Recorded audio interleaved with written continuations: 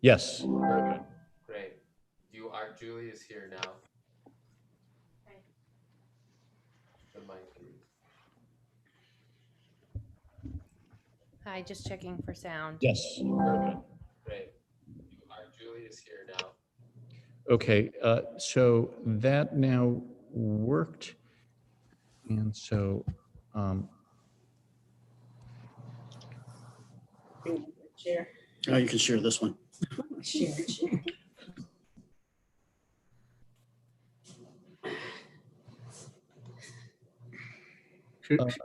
Should I go out and come back? as host? Or no, you have your face in this. No, you can come. Okay. I'm moving over.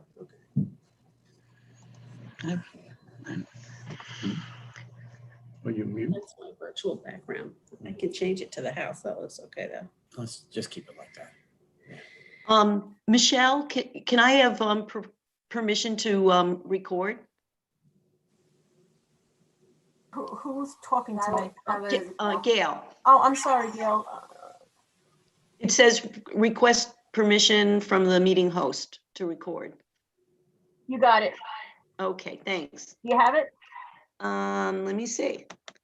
Thank you. Oh, yes, thank you. Okay, I can hit record on here too. Oh, great. But it's somebody else's recording. You can watch that online, right?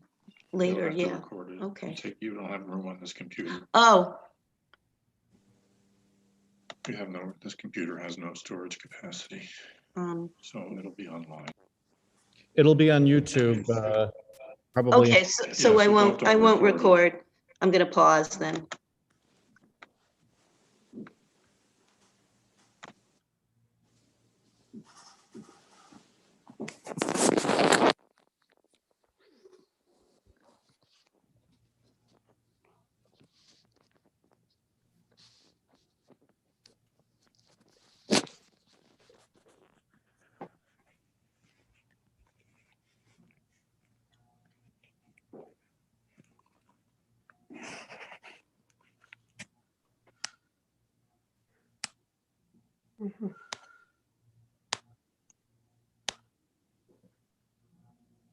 I mean, I want you to be here to see it. Well, turn Don't it you a want little to bit. be? You can't. You Turn have to move back here. a little bit. You're not high enough, honey.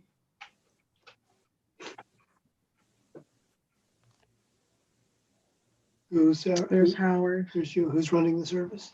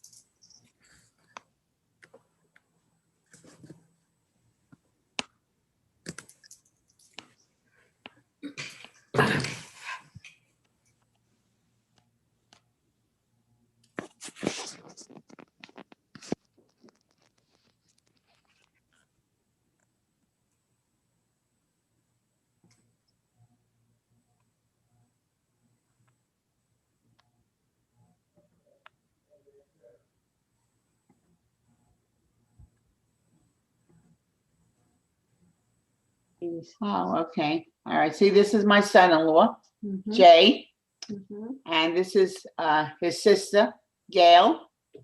Can they hear me now? No? No, not yet. Okay. Where's my No. daughter? They can't hear you. Alice, we hear. So very good. Good seeing you. You hear me? Okay. Nice to see you. Good seeing you. Rabbi Natov, I see you've joined. We just should probably do a quick sound check on your computer as well. Testing. Can you hear me? Yes, we can. Perfect. Thank you.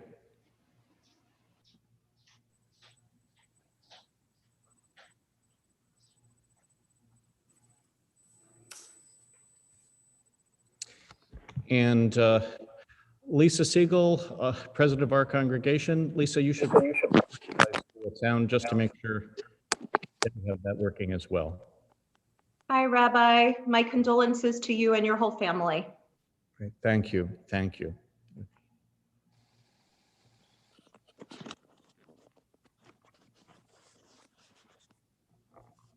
Hi, Rabbi. My condolences. Hi, Joel. Hi, Rabbi. My condolences to you and everyone. Hey, Bonnie. Thank you. Hi, Gail. Can you hear me? I guess not. Oh, thank you. Yes, yes. You know, Sylvia Mensch is here under, she's under Dennis's iPad someplace. Okay. Oh, hi, I just saw. Sylvia. Hello. Hi, Gail. Hi. Oh, it means so much that you're here. Thank you. Oh, yeah. I'll say a few words about her. Great, great. Okay?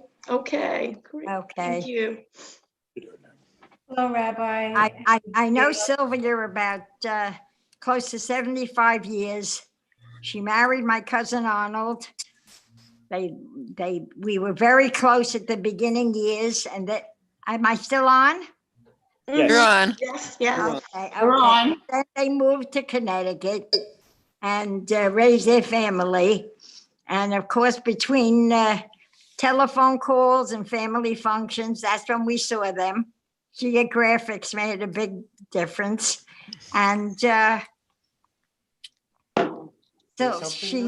Sylvia was a beautiful, soft-spoken person, very intelligent woman, and an educator for a lifetime.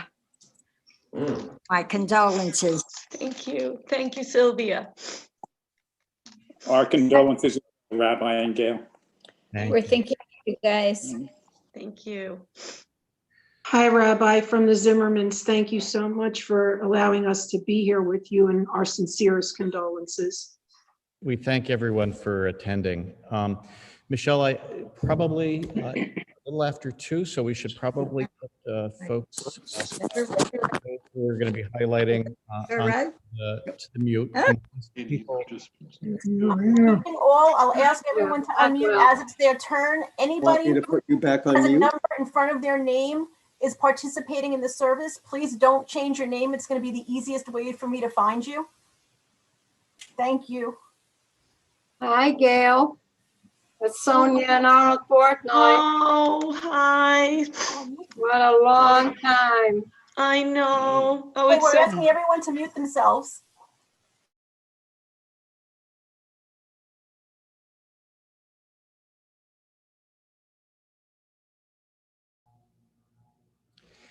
Good afternoon. We thank everyone. We thank everyone who has joined us this afternoon. For some of my sister or brother or Howard's families, folks who don't know me, I'm Eric Polokoff. I'm the rabbi. I'm Sylvia's third child. We're streaming on Zoom with a simulcast on YouTube. This memorial service is here in our sanctuary, in our synagogue in Southbury. And likewise, participating in our service from this campus is Linda Goodman, the music director, the director of sacred music, and from Manhattan, from Stephen Wise Free Synagogue, our colleague, Rabbi Cantor Samantha Natov. And we're also grateful for the voices of soloists, including Larry Smatroff and Rachel Albert, and Lisa Siegel. My niece Julie, accompanied by her fiance Jason Yeager, and the words of my sister Gail and my sister-in-law Iris will be part of our service this afternoon. We thank Michelle Rosen, president of Sisterhood, for her technical assistance. And you'll see that Michelle Rosen is our host. Her daughter Rebecca is our co-host. You'll also notice your screen may be renamed, assigning an initial number for those attending to the breakouts after our service, where you might speak directly to family members, be it me or Gail or Jay or Howard. Feel free to use the private chat function to let Michelle Rosen or her daughter Rebecca know should you wish a different assignment. For those on Zoom, we're also recommending that you put your screen into the gallery setting, as it will work best on our spotlighting. Today, we remember Sylvia Pashkis Polokoff Engel. She was predeceased by her first husband, Arnie, Zichrono Livracha, and she is mourned and survived by her husband, Howard, by her children and in-laws, Jay and Susan, Gail and Steve, Ellen and me, her grandchildren, Julie, Allison, Ariel, Mia, Risa, and Adam, her stepdaughters and in-laws, Iris and Margaret, Carol and Jim, step-grandchildren and in-laws by Rebecca, Jacob, Aileen, Matthew, and Colleen, by two step-great-grandchildren, as well as by, as we've heard, relatives and friends. There's a beautiful reading from the Yizkor service on Yom Kippur. If some messenger were to come to us with the offer that death should be overthrown, but with the one inseparable condition that birth should also cease, if the existing generation were given the chance to live forever, but on the clear understanding that never again would there be a child or a youth or first love, never again new persons with new hopes and new ideas, new achievements, ourselves for always and never any others, could the answer be in doubt? We shall not fear the summons of death. We shall remember those who have gone before us, and those who will come after us.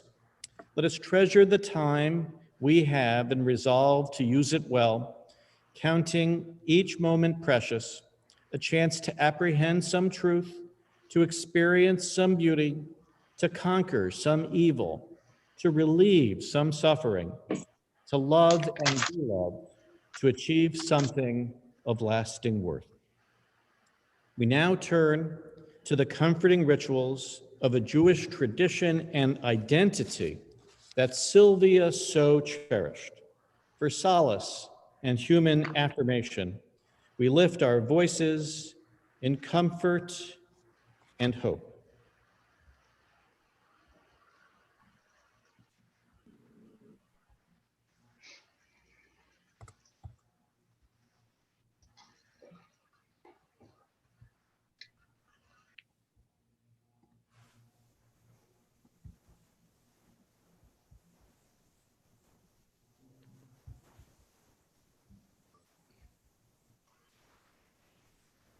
And I just have to stop the screen share for 1 second and make one change. I apologize.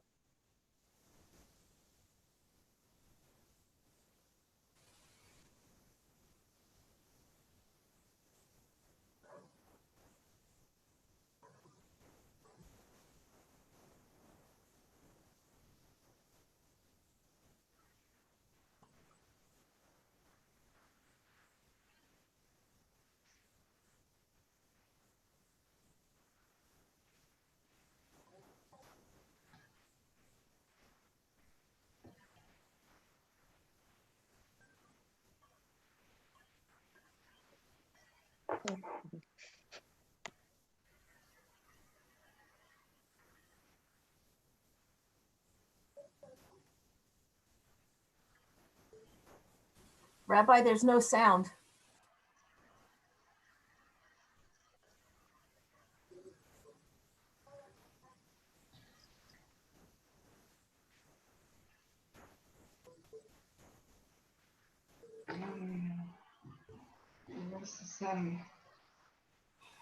Rabbi, you're muted. That might be the problem.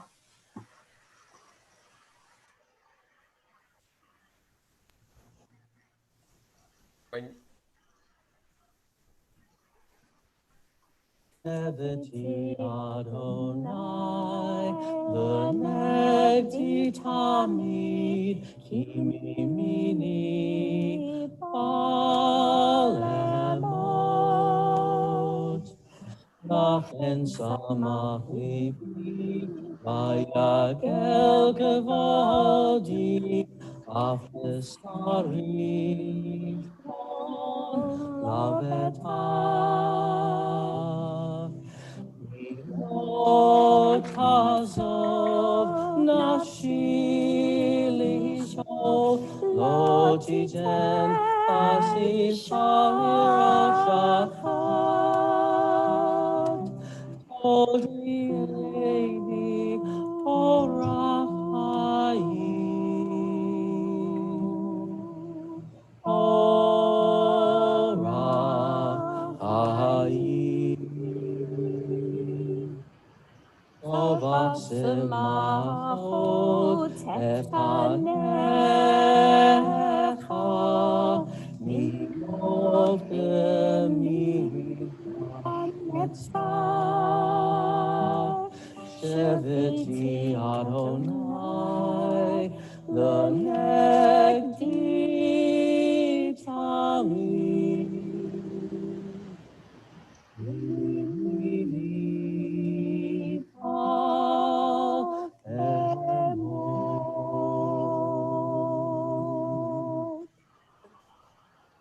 Psalm 15.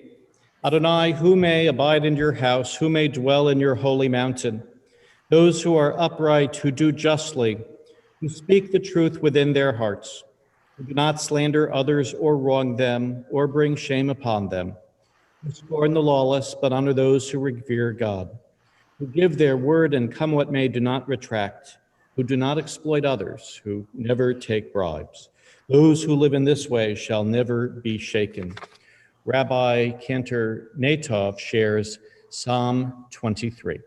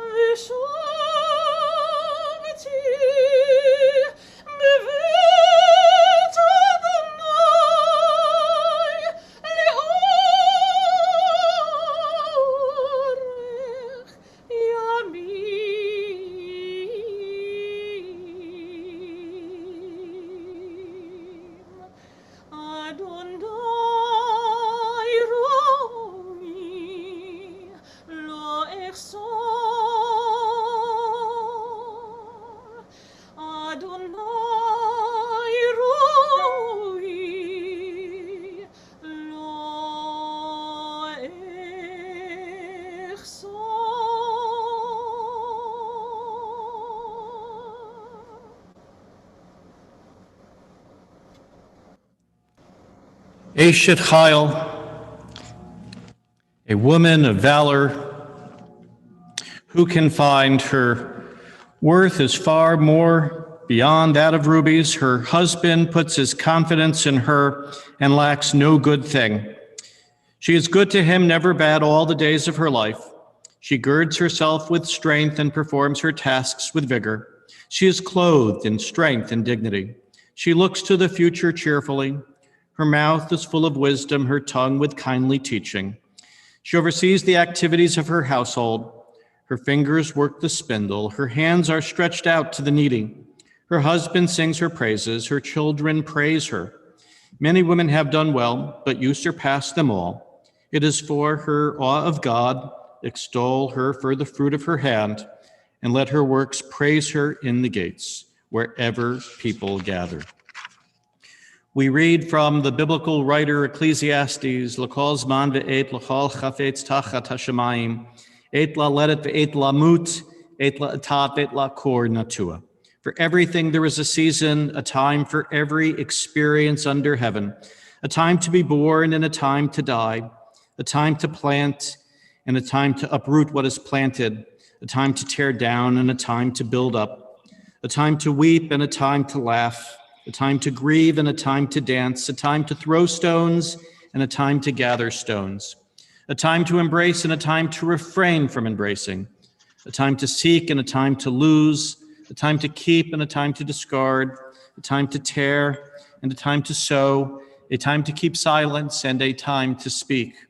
Eit l'daber, a time to speak. Judaism is about speaking and listening. Our prayer par excellence, Shema Yisrael. Hear, O Israel. We will hear reflections first from Gail and then from Iris. The book of Proverbs tells us, Lashon Hachamim Marpeh, the tongue of the wise brings balm. May their words do just that. Gail? I want to thank everyone for coming today to pay tribute to my mom, Sylvia. It means a great deal to me, my brothers, my stepfather, and our families, and it would make my mother so happy to know that you all came. She would be proud that we have so many people who care about us and thought so much of her. Maya Angelou once said, "To describe my mother would be to write about a hurricane in its perfect power, or the climbing, falling colors of a rainbow. But my mother, having a calm demeanor, was more like a gentle rain that never soaked you or surprised you, but eventually got you to come inside and do what she perceived to be the right thing." My mother was a Jewish mother who subscribed to the philosophy that you should always wear a sweater and you will get sick without it. And her view was in recent years supported by a British study, which did indeed conclude that you are most likely to get sick if you are exposed to the cold. If she saw people swimming outside at night in 65-degree weather, she would indicate her disapproval and say some people by design are hardier souls, yet her own children would come down with sore throats. I can only remember one fight I ever had with her as a child, and it was over a sweater. I was 4 and I wanted to go outside, not without a sweater, she said, and she did not relent. I remember crying for hours until my friend Dickie Tuttle came to call, and I did put on that sweater.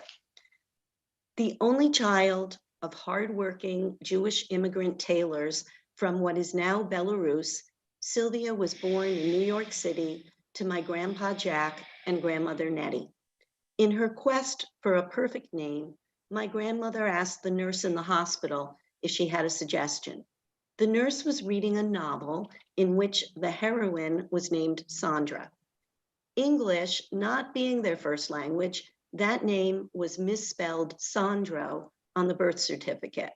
But when little Sandra came home, her grandmother, Gutki, for whom I am named, proclaimed the name was unacceptable since she had fled Poland to escape the Tsar Alexandrovich's tyranny.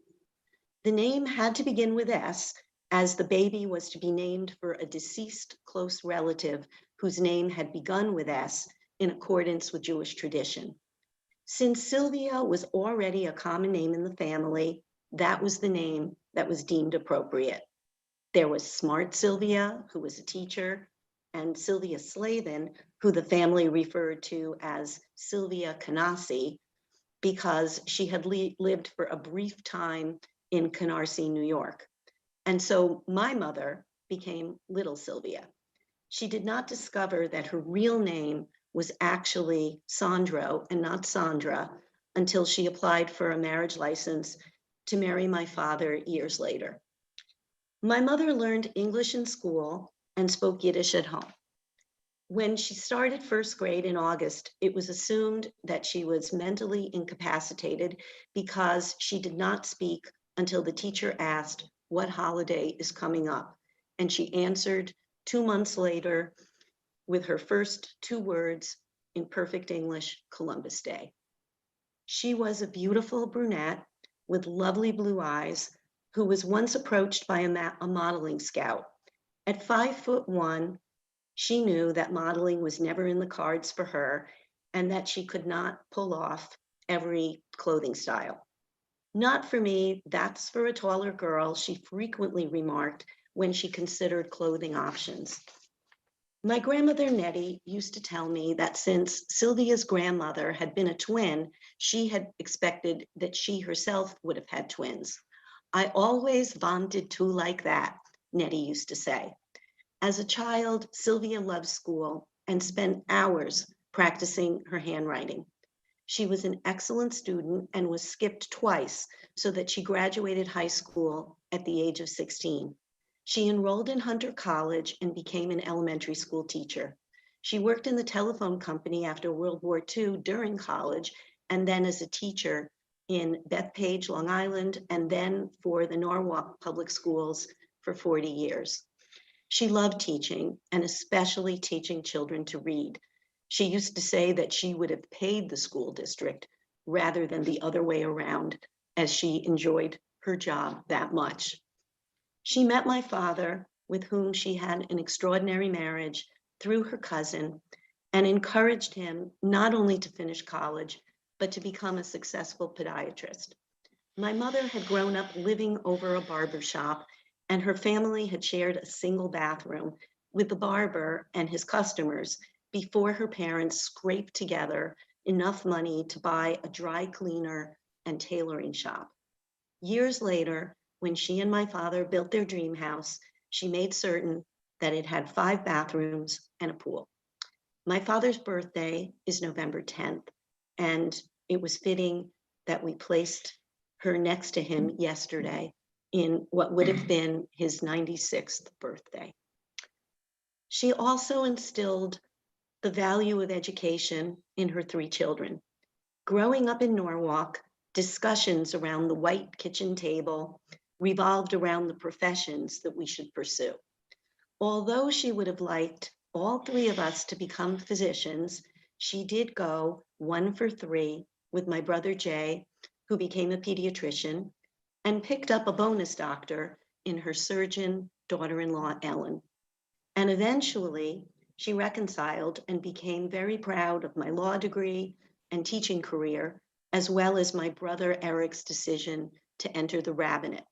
She also took great pride in Steve's and Susan's success in business. To her credit, all 3 of us felt deeply loved, but she told me many times that the happiest day of her life was when I was born and she had a daughter. When we would press her, though, as to who was her favorite child, she would respond, "I do not have a favorite finger. Why should I have a favorite child?" She also said that the most important thing to her was that the 3 of us be close and always have a relationship. As an only child, she was jealous of her cousins and friends who had siblings. She was even envious of the fighting she heard from other apartments. I will be a failure. I will be a failure as a parent if my children do not get along, she frequently told us. She was very close to her extended family, especially Eddie and Libby, Bobby and Dottie, Goldie, Joyce, and her Argentinian cousins, Zulema, Clarita, Gregorio, and their families. Her relationship with our Buenos Aires cousins led me to major in Spanish so I could communicate with them. Sylvia also had many close Norwalk friends who were frequent guests at Fox Run Road and then Princess Pine. Dot Kaufman, Florence Foster, Rhoda Soloway, Elaine Browse, Celeste Garr, and Tony York all remained very close to Sylvia. In recent years, especially before her dementia worsened, she enjoyed socializing with the Portnoys, the Wolfsons, the Constantines, Davidsons, as well as other friends in Florida. And in the past day, as more family and friends reach out to me, I learned just how special she was and the myriad ways she touched people's lives. My mother showed how strong she was when my father was hospitalized at age 49 for months after open heart surgery for a valve replacement. He lost his vision permanently and could no longer read or drive. He had to close his podiatry practice and busied himself running the nursing home he owned with a partner. And suddenly she, a poor driver, had to do all the driving and become my dad's chauffeur, secretary, and nurse. And all of this she did uncomplainingly. When adversity came her way, she told me she would never waste time bemoaning her fate and asking, why me? When she was diagnosed with breast cancer in her early 70s and then other cancers, she said one had to fully expect that you would develop medical conditions if you lived longer, and that one needed to meet those challenges head on. When she was diagnosed with Alzheimer's, she told us she would like to remain in her own home, if possible, with help.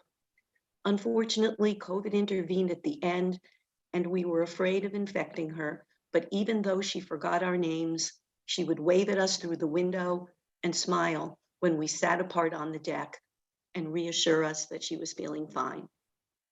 After my father Arnold died, Mom occupied herself with her children and grandchildren. All of her then adult children lived with her happily for various reasons at different times for about a year. In our case, it was when our family moved back to Connecticut from Maryland while our home in Southport was being built.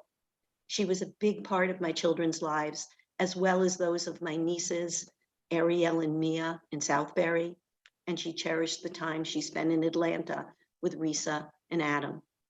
She was responsible for Julie's name. I had wanted to break with tradition and just use a name I liked, Lauren, and have the middle name be for a relative. She never screamed, but she gently reminded me of tradition and how a child, the first name, should be named for someone in the family. In the end, Steve and I relented, and we named Julie for her 4 great-grandfathers, all of whom had a name beginning with J, and her middle name, Nicole, for Nettie, Sylvia's mother. Being Jewish was a large part of Sylvia's identity. The very first play she took me to see was Fiddler on the Roof at the Westport Country Playhouse. It was prophetic that years later, we would take her in a wheelchair to the Broadway Theater to see Julie playing the role of Chava.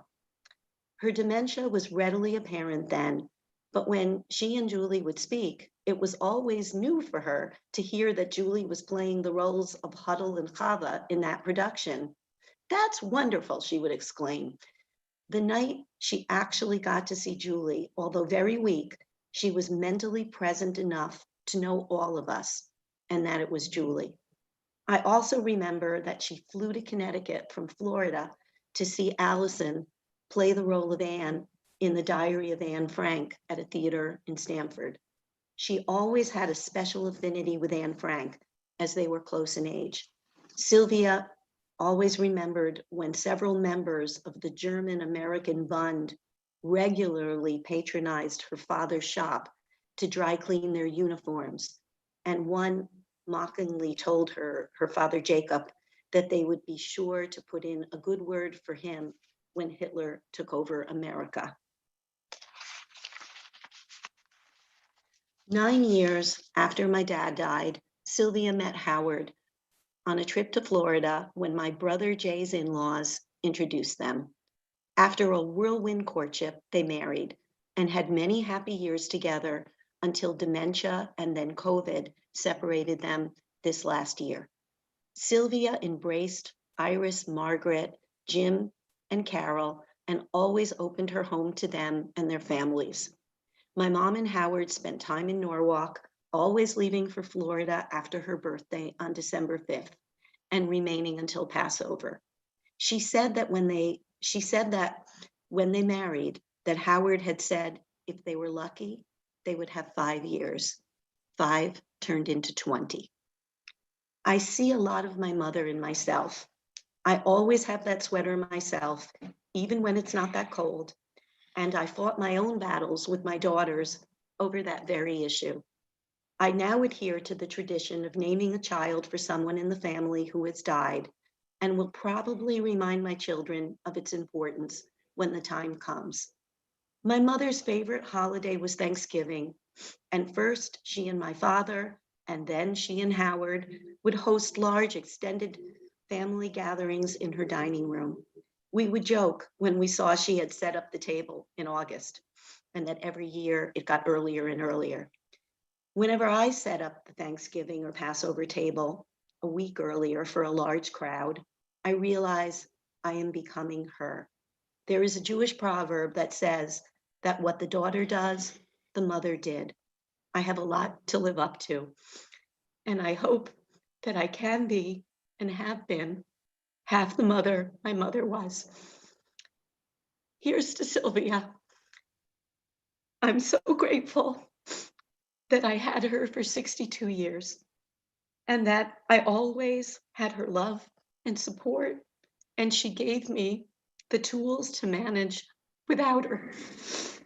It's a gift that not many people have, and for that I am grateful. In the past year, when the dementia further clouded her brain and the pandemic raged, I continued to feel her presence. It could be in a store fitting room where I am trying on a dubious fashion choice and I critically study my reflection. I am my mother's daughter since I stand barely 5'2".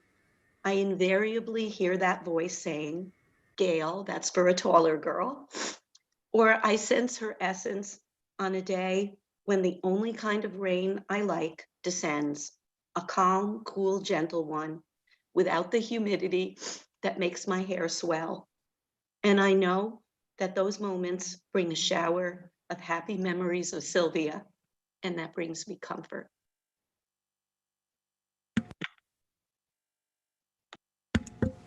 Gail, thank you.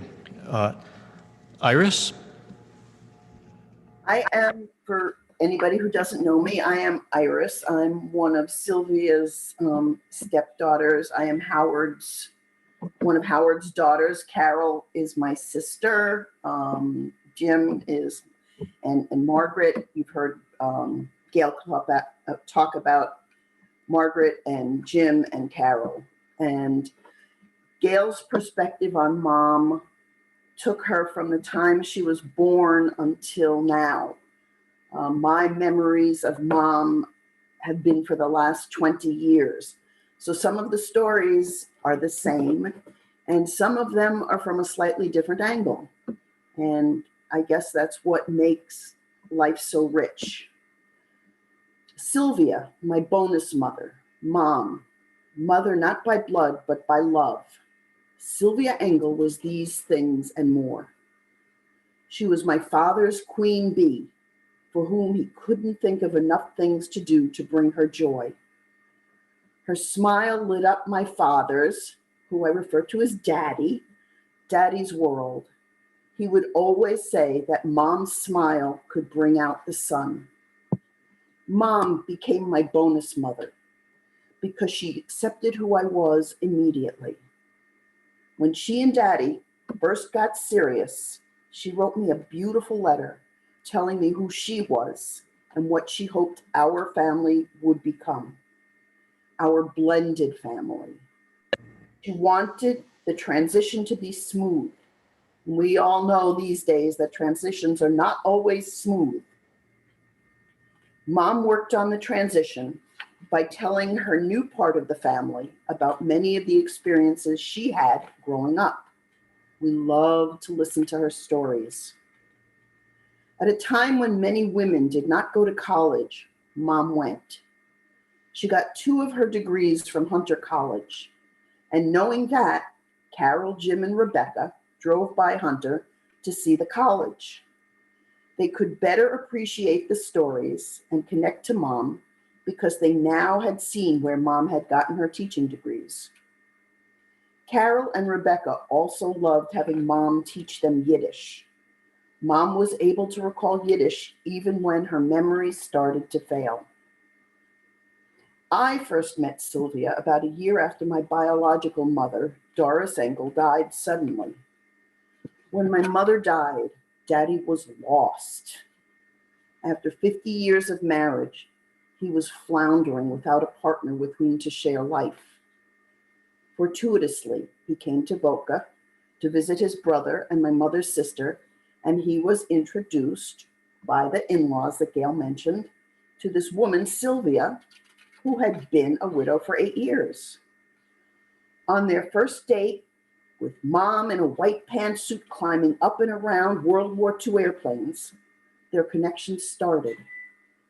Mom also elegantly spun a thread, bringing the families together with friendships developing. Sylvia was as much at home with Daddy's family and my mother Doris's family as she was with her family.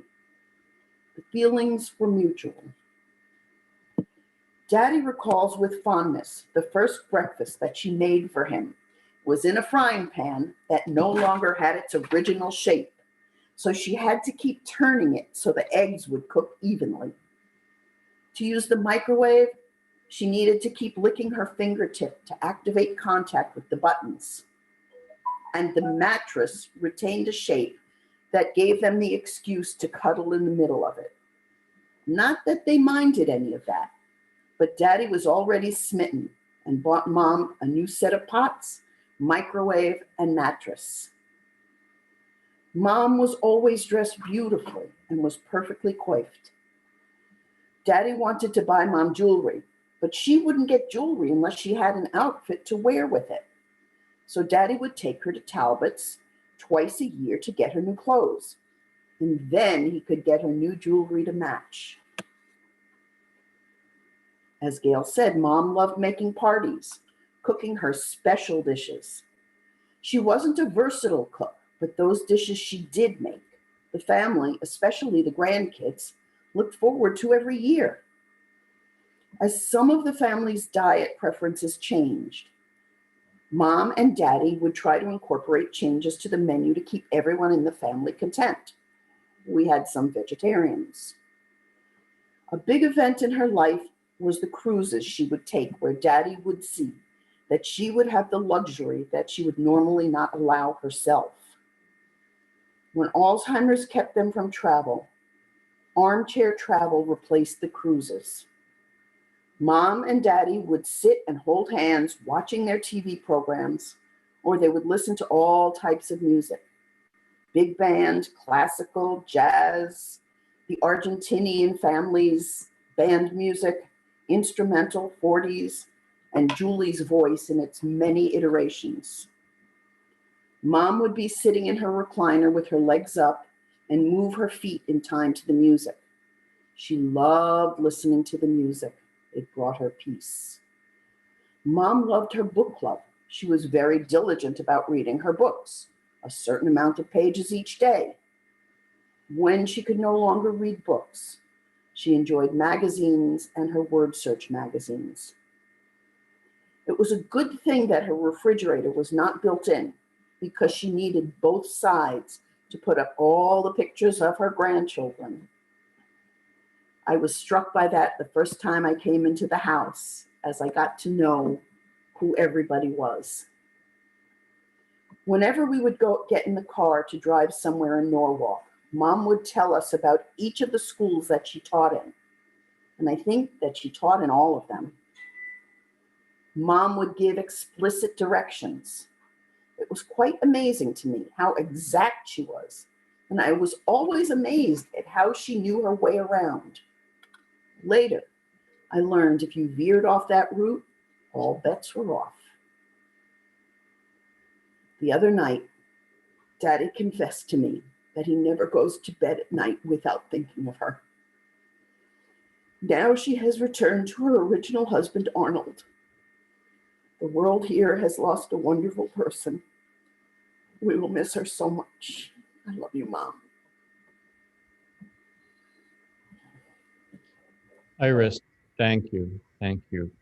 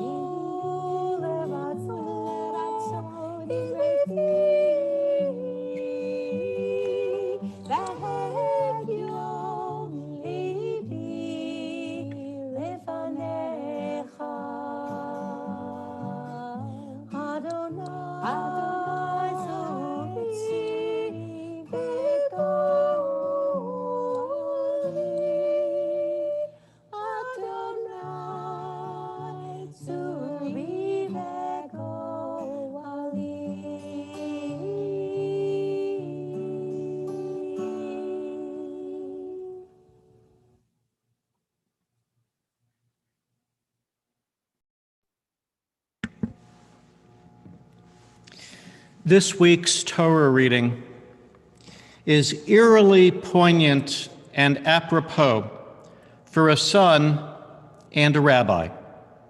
Chayei Sarah begins with the death and burial of the first matriarch.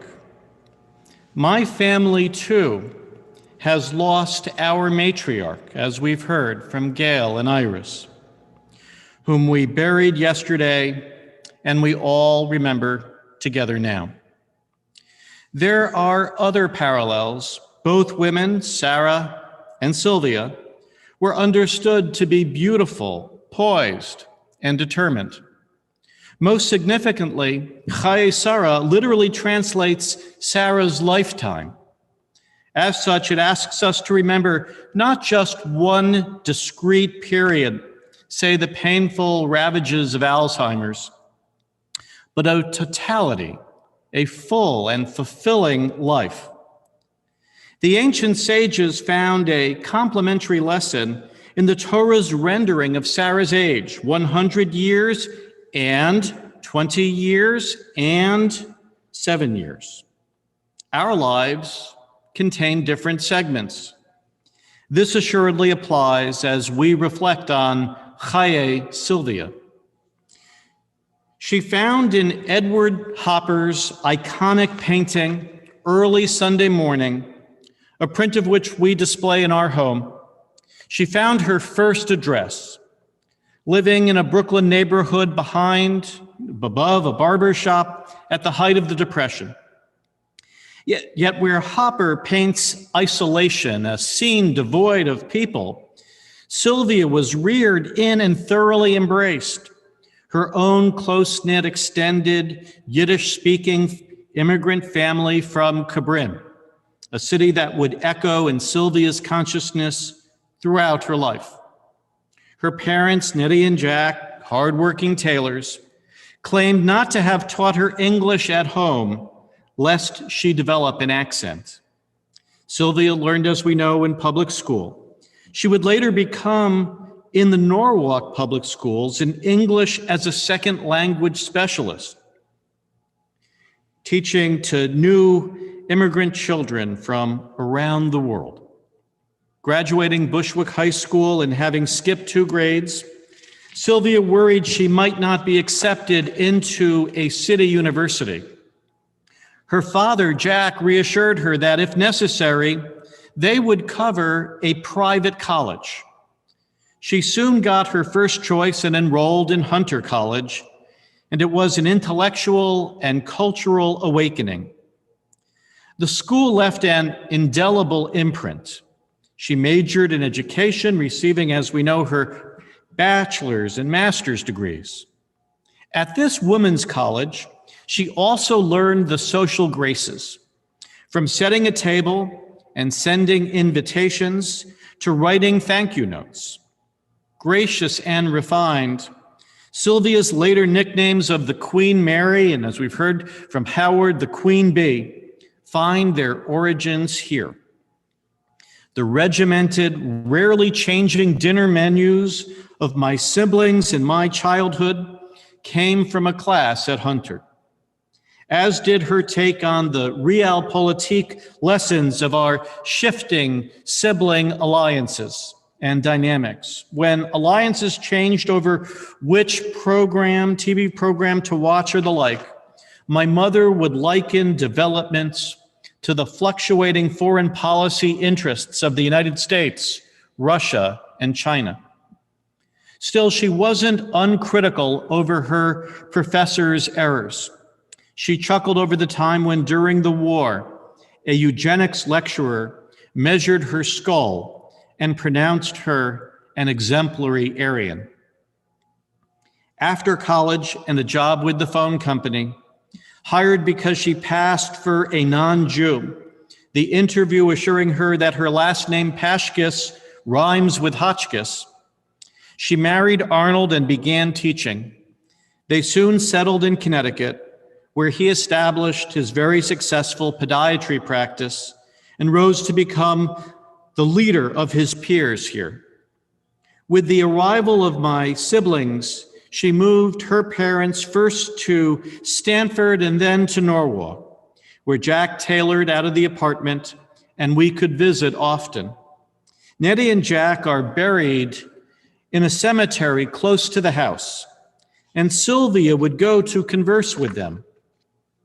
Fast forward decades and maintaining her connections, on Friday nights, Sylvia's aides would light the Shabbos candles and recite the blessing with her, reading the transliteration in their Georgian or Jamaican accents.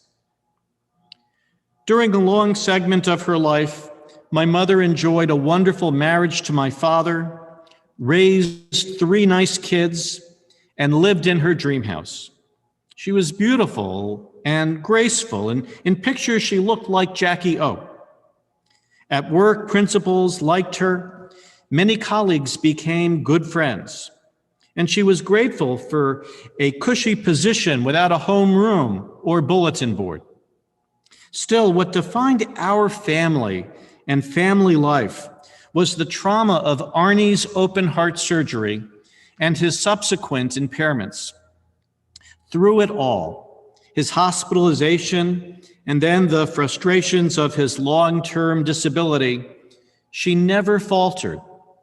On the darkest day, after Arnie's stroke on the operating table at Mass General, a friend who had come up to Boston to console her queried, "Sylvia, this is so awful. I hope you're not considering suicide." Sylvia responded, "What? I have 3 children to care for, the youngest in elementary school." Then and through the years to come, she remained our family's rock and protector. She assisted our father.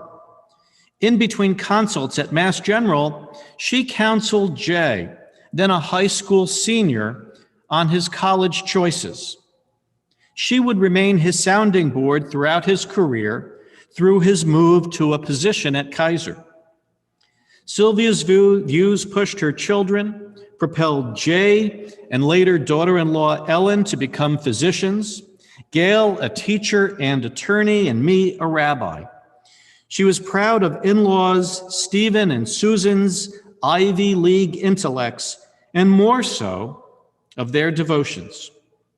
She was practical and forgiving of our foibles and mistakes. It speaks to Sylvia's countenance and hospitality that all of her children and all of her in-laws chose to live with her as adults, Jay during part of Jay's training, with Susan at times there too, Stephen and Gail, and when Steve moved from Maryland to join GE Capital, Ellen and me during both rabbinical medical school and a second time during her first year of practice. Julie, Allison, Ariel, and Mia all lived under her roof, experiencing her care. She even learned to really swim so as to have them in her pool. Sylvia nurtured many close relationships in several different cliques. She helped to establish Norwalk Community College's exemplary Successful Lifetime Learners Program. She read the New York Times daily. She overcame her shyness. A self-described pessimist, she was patient. She hated her puffy feet. She studied and mastered investing and finances. She relished, as Iris mentioned, her Yiddish club and book group. She called herself Steady Sylvia. She was not an athlete, nor an early riser. She had a lifelong weakness for chocolate to the very end. She attended 2 synagogues. She maintained connections to her extended family and closely followed developments related to her cousins in Argentina, whom had emigrated there from Cabrin, and to whom she was so profoundly devoted. She was not a cook. When I arrived at college, I couldn't believe how good the food was. But Sylvia had 2 signature dishes. Quiche Lorraine, served at nearly every family function, and her Italian meatballs, a recipe from a close friend and fellow teacher. She talked a defrosting set of those meatballs past El Al security, bringing them to Ellen and me in Jerusalem. Another period. Sylvia was widowed at age 64. She devoted herself to helping with the grandchildren. Then Jay's in-laws set her up with Howard, a recent widower, a retired engineer, and an Army Air Force veteran. On their first date, Howard took her to crawl through a World War II era B-24. Unbeknownst to Howard, she must have been really intrigued with him. I doubt she'd ever crawled anywhere since her own toddlerhood. As neither Sylvia nor Howard had dated since the big band era, he courted her as if it was the 1940s again, with flowers, candy, and love letters. They were very romantic, and they wed in 2000, blending 2 families together and enjoying 2 decades of marriage. Based out of her house in Norwalk and a condo in Boca, they cruised and traveled extensively. They missed nary a bar bat mitzvah, graduation, or the milestones presented in Chaye Sarah, weddings or funerals, throughout both extended families. They trekked to Argentina to introduce Howard to the relatives there. They hosted gatherings of their blended family, especially Thanksgiving, and watched the grandchildren in numerous plays and events. Pictures affixed to the refrigerator or walls of the house charted the grandkids' development and achievements. The entire crew gathered at Gale's to grandly celebrate Sylvia's 85th birthday. Sylvia and Howard likewise enjoyed downtime. Howard tells me that they completed each other. Sylvia's smile brought sunshine, and even holding hands while watching television was joyous. Indeed, while for most of her life, it was Sylvia who was the caregiver to her children, parents, Arnie, and grandchildren. In this final segment, Howard and his daughter Iris likewise focused on her. As Alzheimer's took an increasing toll, these became very challenging years.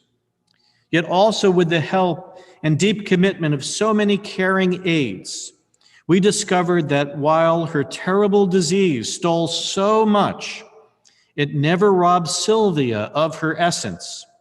She remained stoic, easy, cooperative, and likable, even as she succumbed to the inevitable.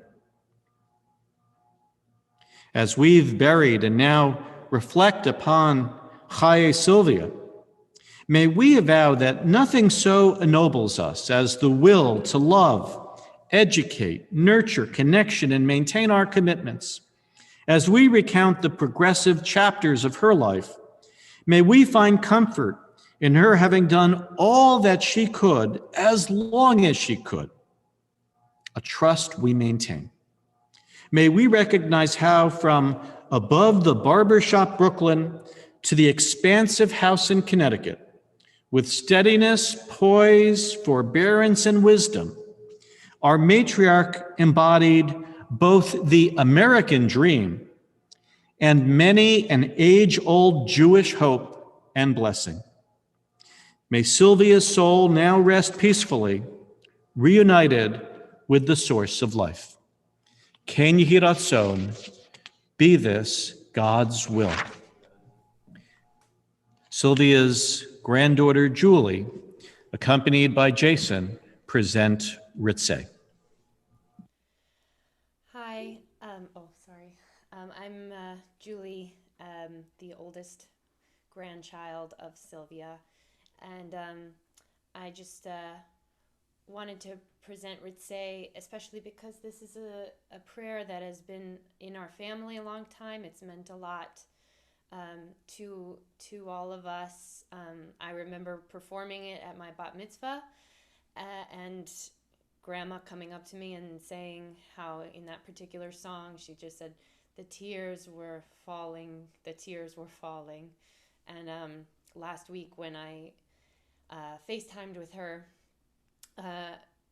I sang this to her at her bedside, and though she wasn't totally awake or with us, she did open her eyes briefly, and it seemed like it was getting across to her. So it was a great gift to be able to sing to her in some of her last moments. And I know that this prayer talks about a merciful return to Zion, and I think there's nothing more appropriate and beautiful to think of a peaceful and merciful return to her husband, her first husband, my grandfather, and to the earth from whence she came, and we all come. So this is Ritzeh for Grandma.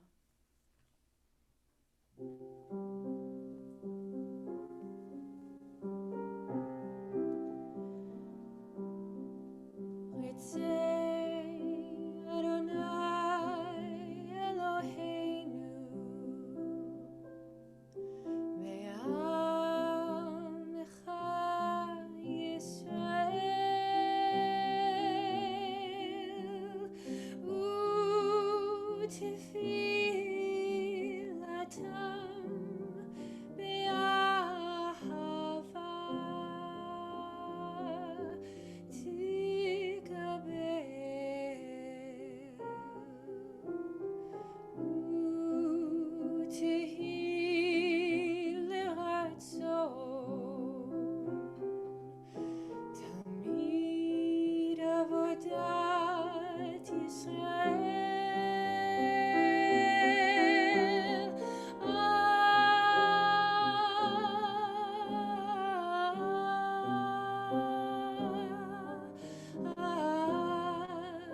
ישראל עמך.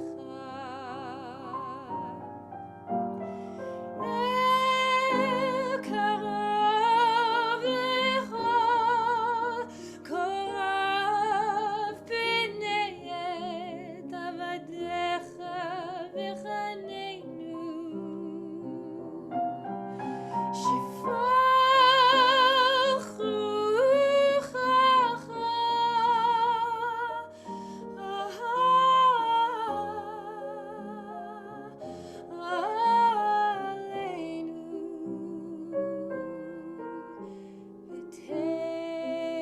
ותחזינה עינינו בשובך לציון.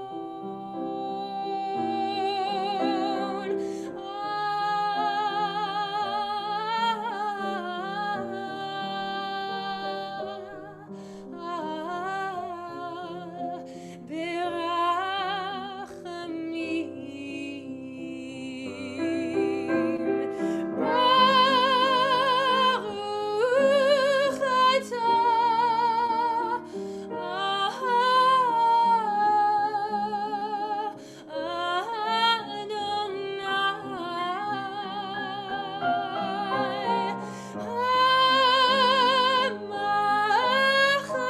המחזיר שכינתו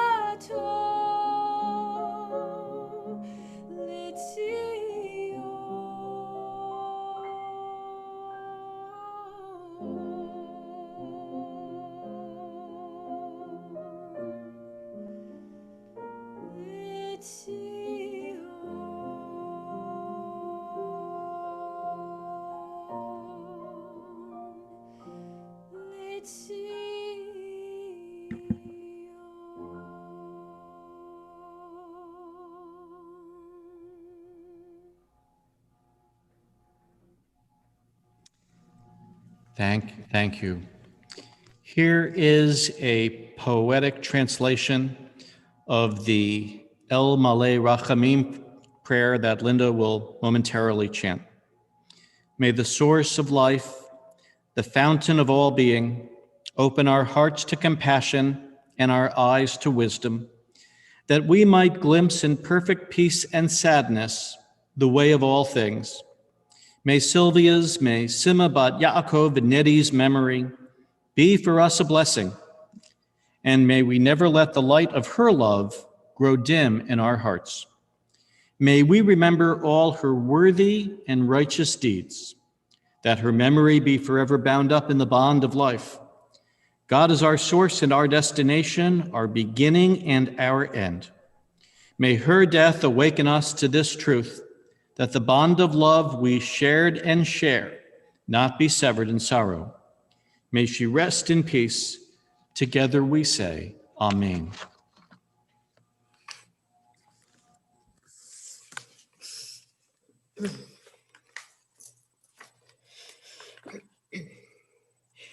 El Malay Rachamim Shochen Bamramim Hamse Menucha Nechona Tachat Hamter Hashkina Im Kiroshim Utorim Kizahar Harakia Hazirim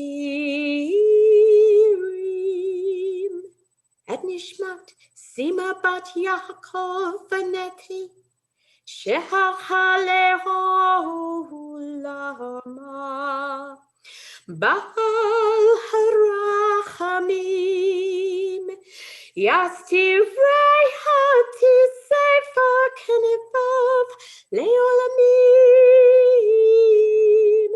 Veitzror Bitzror Hachayim Et Nishmata Adonai Hu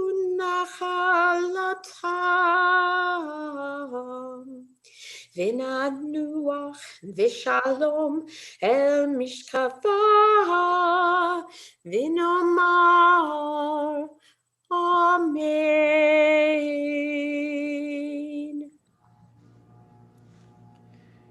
After our final prayers, please remain on Zoom. You'll have an opportunity to offer personal condolences.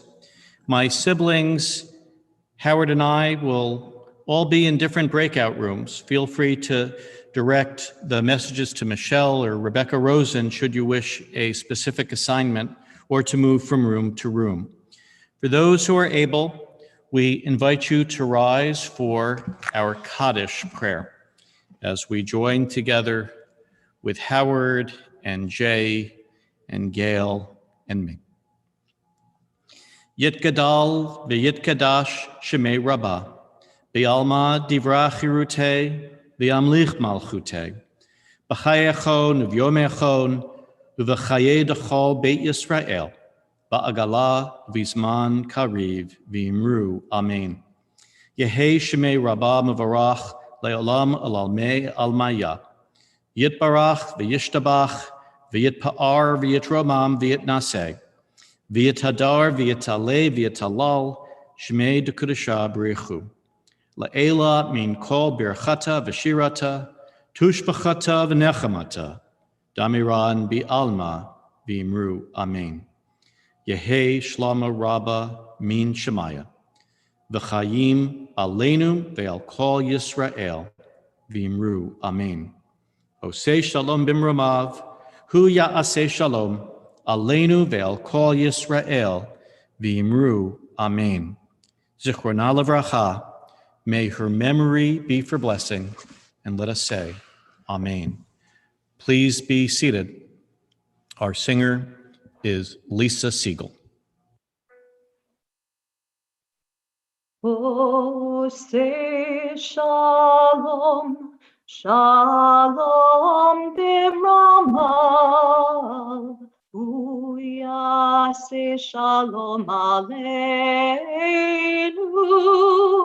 ve'al kol Yisrael, ve'imru amen. Hu yaseh shalom aleinu ve'al kol Yisrael. Amen.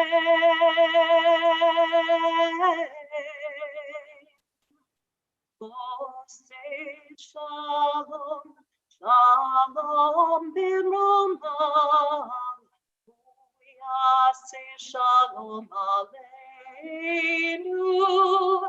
ve'al kol Yisrael, ve'imru amen.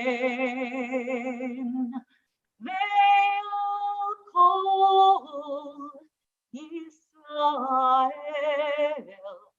amen.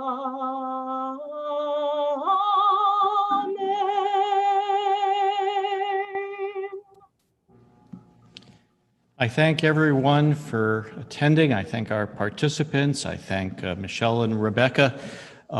Please join us now in our various rooms.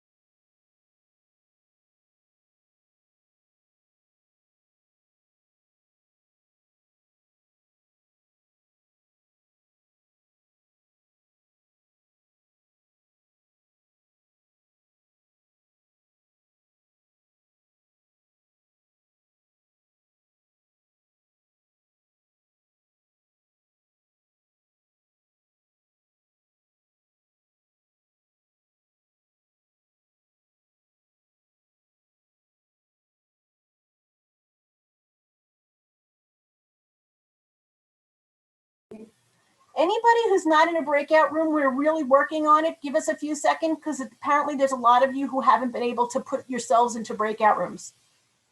Thank you. Okay.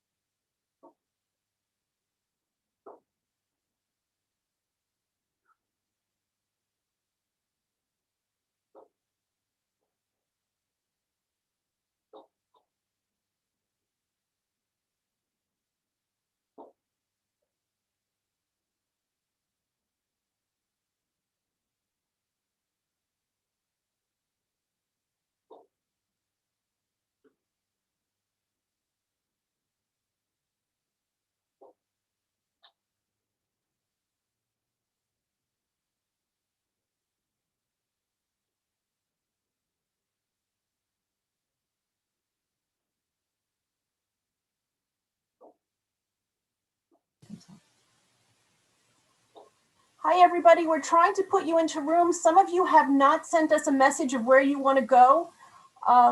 If you could please use your chat function and let us know what room you'd like to go to. We'd like to help with you.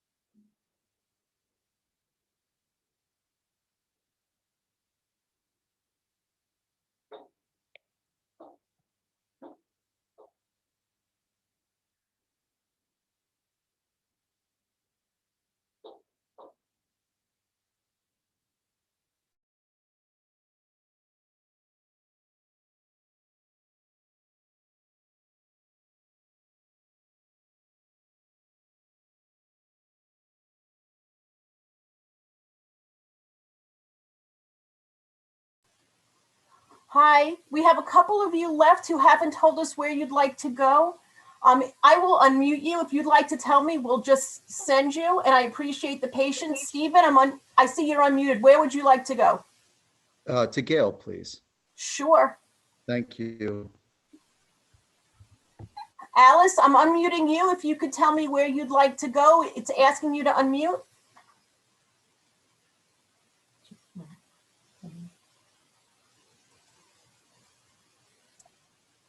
Alice, where would you like to go? I'll go to Jay. Do you hear me? I can. You're on your way. Thank you. Okay. Patricia, I'm going to unmute you next and ask you where you'd like to go.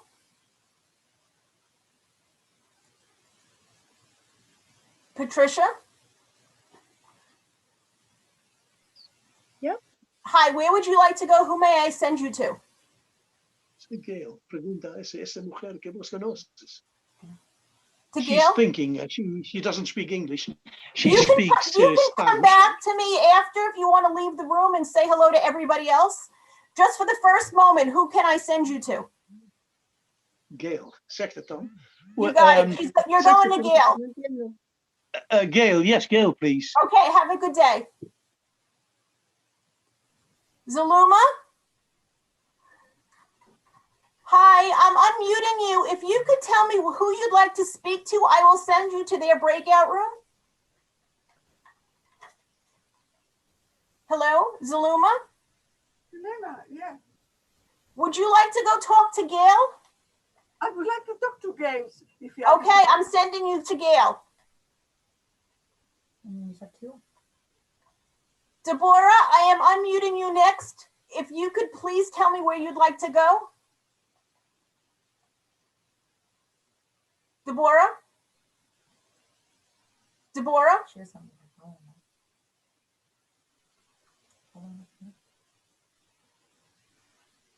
Okay. Deborah? Deborah, I'm unmuting you. I'm asking you to unmute if you'd like to tell me what room you'd like to go to.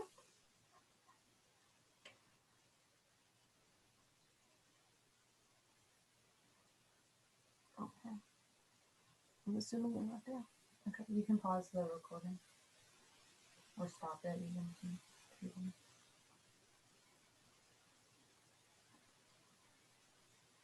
I can't do anything on YouTube though. No, you're live on YouTube right now. I just stopped YouTube. No,